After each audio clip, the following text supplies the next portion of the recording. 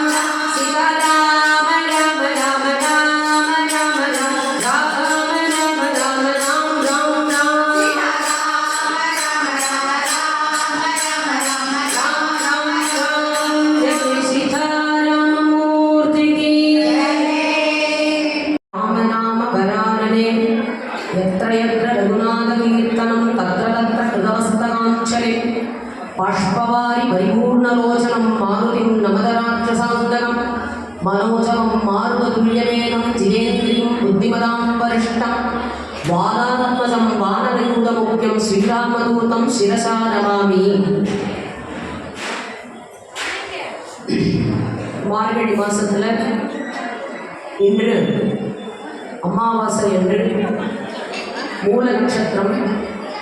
மூல நட்சத்திரத்திலே அவதாரம் பண்ணியவர் தான் ஆஞ்சநேயர். இந்த ஆஞ்சநேயருடைய திருநட்சத்திர நன்னாளிலே எல்லோரும் கூடியிருக்கும் இந்த பக்தர்கள் கூட்டத்திலே ஆஞ்சநேயருடைய பெருமையை நாம் கொஞ்சம் அனுபவிக்க வேண்டும். எப்பொழுதுமே ஆஞ்சநேயர் ராமநாமத்தை அனவரதமும் சொல்லிக் கொண்டிருப்பார். ராம ராம ராம ராம ராம ராம ராம ராம என்று எப்பொழுதும் ராமநாமத்தை உச்சரித்துக் கொண்டே இருப்பவர் தான் அனுமார். ராமநாமத்தை சொல்வதனாலே அவருக்கு எல்லா விதமான சக்திகளும் பராக்கிரமமும் பலமாக இருக்கக்கூடிய சக்தி, பராக்கிரமம், தேஜஸ், ஐஸ்வர்யம் எல்லாம் எதனால கிடைக்கிறதுனா ராமநாமத்தினால தான் கிடைக்கிறது. ஸ்ரீராம ராம ராமேதி ரமே ராமே மனோரமே சகஸ்ரநாம தத்துல்யம் ராம நாம வரானனே. ஈஸ்வரன் பார்வதி இடத்துல சொல்றார், சகஸ்ரநாமத்தை தினந்தோறும் பாராயணம் பண்ணணும். ஏன் பாராயணம் பண்ணணும்னா இந்த தர்மம் தழைக்கணும். இந்த கலியுகத்தில் தர்மம் தழைக்கணும்னா சகஸ்ரநாமத்தை பாராயணம் பண்ணணும். சகஸ்ரநாமத்தை பாராயணம் பண்ண தெரியாதவர்கள் என்ன பண்ணணும்? அவர்களுக்காகவே ஈஸ்வரன் சொல்றார், பார்வதி ஒரு இடத்துல கேட்கிறார், சகஸ்ரநாமத்தை கேனோ பாயேன லக்னா விஷ்ணோர்நாம சகஸ்ரகம் பண்டிதே பண்டிதே நித்தியம் ஸ்ரோதுமிச்சாமிகம் பிரபு. பண்டிதர்கள் எல்லாம் பாராயணம் பண்ணிடுவா. பாமரர்களுக்கெல்லாம் சகஸ்ரநாமம் தெரியாது. அவர்கள்லாம் என்ன பண்ணுவாங்க? அவர்களுக்கெல்லாம் தெரியலன்னு கவலைப்பட வேண்டாம். அவர்கள்லாம் என்ன பண்ணுவோம்? ஸ்ரீராம ராம ராமேதி ரமே ராமே மனோரமே சகஸ்ரநாம தத்துல்யம் ராமநாம வரானனே. 3 தடவை ராமா ராமா ராமான்னு சொன்னாலே போதும். 1000 நாமத்தை சொன்னதுக்கு உண்டான பலன் கிடைக்கும். ராமநாமத்தை 3 தடவை சொன்னா சகஸ்ரநாமத்தை பாராயணம் பண்ணதுக்கு பலன்.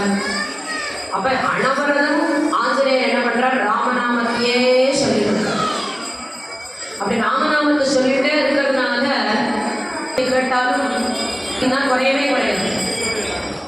அது அல்ல அல்ல குறையாத இருக்கு. ஏன்னா எப்பொழுதும் அனவரதம் ராமநாமத்தை தான் சொல்லிட்டே இருக்காரு.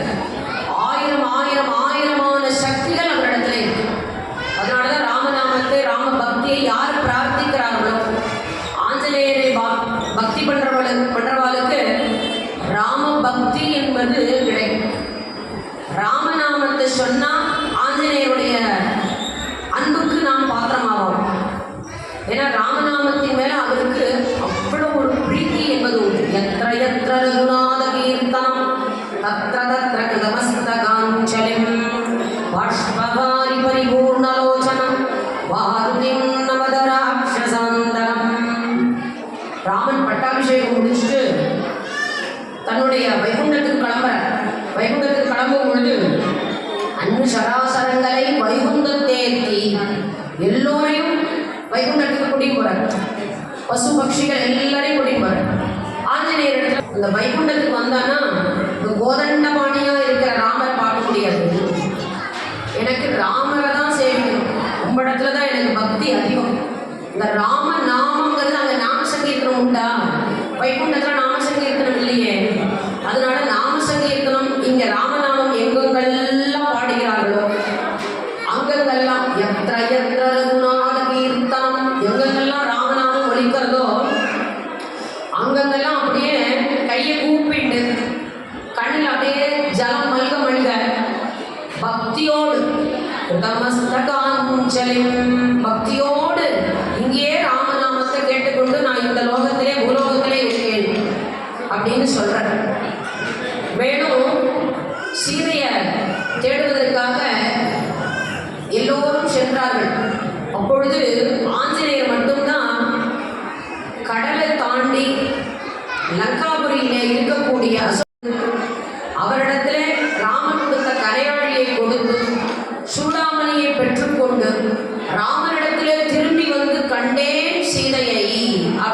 சொன்னார். கண்டேன் சீதையைன்னு சொன்ன உடனே ராமனுக்கு அப்படி ஒரு ஆனந்தம்.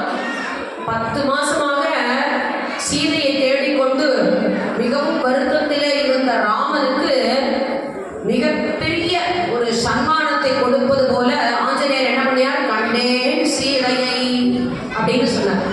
சொன்ன உடனே ராமனுக்கு அதீத பிரீதி. இந்த ஆஞ்சநேயருக்கு என்ன கொடுக்கறது அப்படின்னு தெரியல அவருக்கு. அவர்கிட்ட இருக்கிறதோ 2 சொத்து. இந்த லீலா விபூதின்னு ஒரு சொத்து, நித்திய விபூதின்னு சொல்லக்கூடிய வைகுண்டம். இந்த 2 விபூதியும் தவிர இன்னும் நிறைய கொடுக்கணும்னு ஆசை. அதனால என்ன பண்ணினார்? உடனே தன்னையே கொடுத்தாராம். ராமன் என்ன பண்ணினார்? ஆஞ்சநேயர் அப்படியே ஆலிங்கனம் பண்ணிட்டார். ஆலிங்கனம் பண்ணிட்டதுனால ஆஞ்சநேயர் சொன்னார், வைகுண்டத்துக்கு செல்லும் பொழுது இந்த தேகத்தை, இந்த சரீரத்தை, இந்த உடலை இங்கு விட்டுட்டு போனாதான் நாங்க போக முடியும். அதனால ராமனே ஆலிங்கனம் பண்ணின சரீரம் என்பதனால நான் இங்கேயே இருக்கேன்.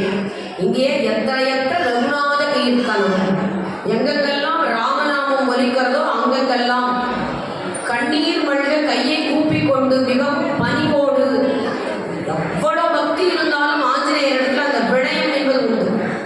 ஆஞ்சநேயர் எப்பொழுதும் கையை கூப்பிட்டே தான் இருப்பார். ஏன்னா அவரிடத்துல அப்பேற்பட்ட ஒரு விடயம், எல்லாம் கத்துட்டோங்கிற கர்வம் அவரிடத்துல கிடையாது. ஏன்னா அவருக்கு நவவியாகரண பண்டிதர்னே பேரு. 9 விதமான சாஸ்திரங்களையும் சூரிய தேவனிடத்துல போய் கற்றுக்கொண்டார். அதனால அவருக்கு நவவியாகரண பண்டிதர்னு பேரு. அத்தனை கல்வியை கற்றுக்கொண்டாலும் அவரிடத்துல செருக்கு என்பது ஒரு துளி கூட கிடையாது. அதனால சொன்னாரா, இங்கேயே இருந்து கொண்டு உண்மை அனுபவித்துக் கொண்டு இருக்கிறேன் அப்படின்னு சொன்னார். அப்ப ராமன் என்ன சொன்னார்? ஆஞ்சநேயரை இந்த சிவஜீவியா இந்த பூலோகத்திலே இருக்கும்படி தான் ஆசீர்வாதம் செய்துவிட்டு வைகுண்டத்துக்கு கிளம்பினார். துளசிதாசர் என்ன பண்ணினார்? அவர் ஒரு ராம பக்தர். துளசிதாசர் என்பவர் ராம பக்தர். ராமனுடைய அந்த ராமாயணத்தை நித்தியப்படியே அவர் காலக்ஷேபம் பண்ணிட்டு இருப்பார், உபன்யாசம் பண்ணிட்டே இருப்பார். அதே போலதான் குலசேகர ஆழ்வார். நித்தியப்படியே குலசேகர ஆழ்வார் ராமாயணத்தை கேட்டுட்டே இருக்கணும். ராமாயணங்கிறது திரேதாயுகத்திலேருந்து வரக்கூடியது, ராமன் அவதாரம் பண்ணினதுலேருந்து வரக்கூடியது. எத்தனை உபன்யாசங்கள் எடுத்தாலும், எத்தனை காலக்ஷேபம் பண்ணினாலும் ராமாயணம் இல்லாமல் நம்ம ஒன்றுமே பண்ண முடியாது. ராமாயணம் மகாபாரதம் தான் நமக்கு முக்கியமான இதிகாசங்கள். அதிலிருந்து எடுத்து தான் எல்லாருமே உபன்யாசமே பண்ண முடியும். அப்படி இருக்கும் பொழுது ராமன் வந்து திரேதாயுகத்தில் அவதாரம் பண்ணினான். அதனால இந்த ராமாயணத்தை நித்தியப்படியே இந்த குலசேகர ஆழ்வார், அவர் மந்திரியாக இருந்தார், ராஜாவாக இருந்தார். அவர் ராஜசபையில நித்தியப்படியே அவருக்கு ராமாயணம் யாராவது பண்டிதர்கள் வந்து சொல்லணும், அவர் கேட்கணும். காதால சிரவணம் பண்ணிட்டே இருக்கணும். ஸ்ரவணம், கீர்த்தனம், வந்தனம், விஷ்ணோ ஸ்மரணம், பாதசேவனம், அர்ச்சனம், தாஸ்யம், சத்தியம், ஆத்ம நிவேதனம் அப்படின்னு 9 விதமான பக்தி. இந்த பக்தியில ஸ்ரவணம்னா காதால கேட்கறது. அந்த ராமனுடைய சரித்திரத்திலையும் எம்பெருமானுடைய சரித்திரங்கள் எல்லாத்தையும் காதால கேட்பது என்பது ஒரு பக்தி. காதால கேட்டாலே யாகம் பண்ணிடுறதுக்கு சமம். அவ்வளோ ஒரு விசேஷம். ஆனால் பரீட்சித்து மகாராஜா 7 நாள்ல கண்ணனுடைய சரித்திரத்தை கேட்டே தான் பரமபதம் சென்றார். இத்தனை பேர் வந்து ராமனை சேவிக்கிறோம், மூல நட்சத்திரத்திலே அந்த ஆஞ்சநேயரை சேவிக்கிறோம்னா ஆஞ்சநேயருடைய அனுகிரகம் எல்லோருக்கும் கிடைக்கணும். எல்லோருக்கும் கிடைக்கணும் தானே இந்த சந்ததிக்கு நம்ம வரோம். அப்ப அந்த ராமநாமத்தை சொல்ல சொல்ல சொல்ல சொல்ல ஆஞ்சநேயர் பரிபூர்ணமாக அவர்களுக்கு அனுகிரகம் பண்ணுவார். அப்படிதான் குலசேகர ஆழ்வார் நித்தியப்படி ராமாயணத்தை கதை கேட்பார். அதே போலதான் துளசிதாசனும் நித்தியப்படி அவர் ராமாயணத்தை உபன்யாசம் பண்ணிட்டே இருப்பார். அந்த துளசிதாசருக்கு ரொம்ப பிடித்தமானது அனுமன் சாலிசா. அவர் ரொம்ப தீராத நோயில் இருந்தார். அந்த தீராத நோயில் இருக்கும் பொழுதுதான் அந்த அனுமன் சாலிசாவை தான் இயற்றினார். அந்த அனுமன் சாலிசாவை எவர் ஒருவர் 100 தடவை சொல்றாரோ, 100 தடவை ஒரு நாளைக்கு பாராயணம் பண்ணா எப்பேற்பட்ட தீராத வியாதியும் தீரும் அப்படின்னு சொல்லக்கூடியது மிகவும் அற்புதமான அந்த ஹனுமன் சாலிசா. அதனுடைய அர்த்தங்களை எல்லாம் நாம் இப்பொழுது இந்த உபன்யாசம் மூலமாக அனுபவிக்கணும். ஏன்னா இந்த மூல நட்சத்திரம் ஆஞ்சநேயரை பற்றி நாம் எல்லோரும் காதலா கேட்டாலே போதும். நீங்க அடுத்த மூல நட்சத்திரம் வரைக்கும் எந்த விதமான குறையும் இல்லாமல் சௌக்கியமா இருக்கணும்னா இந்த எம்பெருமானுடைய சரித்திரங்களை கேட்டுட்டே இருக்கணும். ஸ்ரவணம் கீர்த்தனம், நாம சங்கீர்த்தனம் பண்ணணும். வந்தனம் சேவிக்கணும். பாத சேவனம், பெருமானுடைய திருவடிகளிலே புஷ்பத்தை சமர்ப்பிக்கணும். ஸ்ரவணம் கீர்த்தனம் வந்தனம் விஷ்ணு ஸ்மரணம், பெருமான மனசால தியானம் பண்ணிட்டே இருக்கணும். பாத சேவனம் அர்ச்சனம், அவருடைய திருவடிகளிலே அர்ச்சனம் பண்ணிட்டே இருக்கணும். அர்ச்சனம் தாஸ்யம் சக்கியம், அவனுக்கு அடிமையாக இருந்து கைங்கரியங்கள் செய்து கொண்டே இருக்கணும். சக்கியம், அவனிடத்துல நண்பனாக இருந்தார். கண்ணனிடத்துல நண்பனாக இருந்தது யாரு? அர்ஜுனன். அர்ஜுனன் நண்பனாக இருந்து கைங்கரியம் பண்ணினான். ஆத்ம நிவேதனம், திரௌபதி ஆத்ம நிவேதனம் பண்ணினான். தன்னையே எம்பெருமானுக்கு அர்ப்பணிச்சார். அப்படி 9 விதமான பக்தி இருக்கு. அந்த பக்தியில ஸ்ரவணம் உயர்ந்த பக்தி. இதுல துளசிதாசர் நமக்கு ஹனுமன் சாலிசாவை அனுகிரகம் பண்ணி கொடுத்தார். அதோடைய அர்த்தங்களை நாம் அப்படியே கொஞ்சம் அனுபவிக்கணும். யத்ர யத்ர ரகுநாத கீர்த்தனம் தத்ர தத்ர கிருதமஸ்தகாஞ்சலிம் புஷ்பவாரி பரிபூர்ணலோச்சனம் மாருதிம் நவதராக்ஷசாந்தகம் ஸ்ரீ குரு சரண சரோஜ ரஜ நிஜ மதமு குரு சுதாரி பரலோ ரகுவர விமலயச ஜோதாயக பலசாரி புத்திஹீன தனுஜானிக சுமிரோ பவன குமார பரபுதி வித்யா தேகுமோகி ஹரவு கணேச விகார ஜய கனுமான ஞான குண சாகர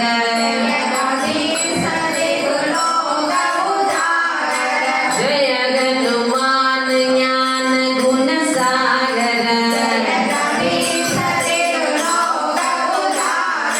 ராமதூதர துரித வனதாமா மகாவீர விக்ரம வசரங்கே கஞ்சன வதன விராஜ சுதேவா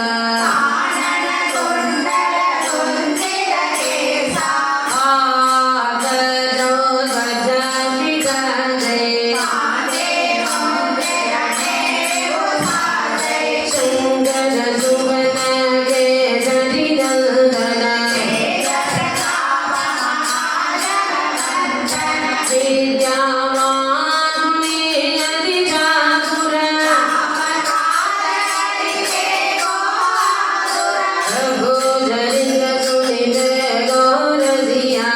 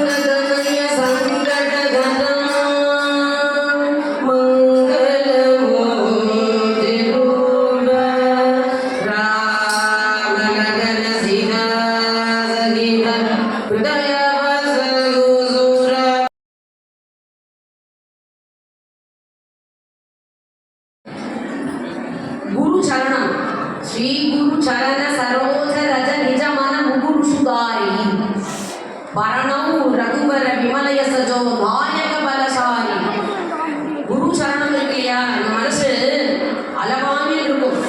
இந்த மனசுல அழுக்கு நிறைந்த மனசுங்கிறார். வெளியில எல்லாம் குளிக்கிறோம், சுத்தமா இருக்கும், மனசு அழுக்கா இருக்கு இல்லையா. இந்த மனசு அழுக்கை எப்படி போக்குறது? குருவினுடைய பாத தூளியினாலே நம்ம மனசை சுத்தம் பண்ணிக்கணும். அதுதான் ஸ்ரீ குரு சரணம். குரு சரணத்தை எடுத்து நம்ம மனசை சுத்தம் பண்ணிட்டாதான் இந்த 4 புருஷார்த்தங்கள் அறம் பொருள் இன்பம் வீடு அப்படின்னு கிடைக்கக்கூடிய 4 கிடைக்குது. அறம் பொருள் இன்பம் வீடு வேணும்னா என்ன பண்ணணும்?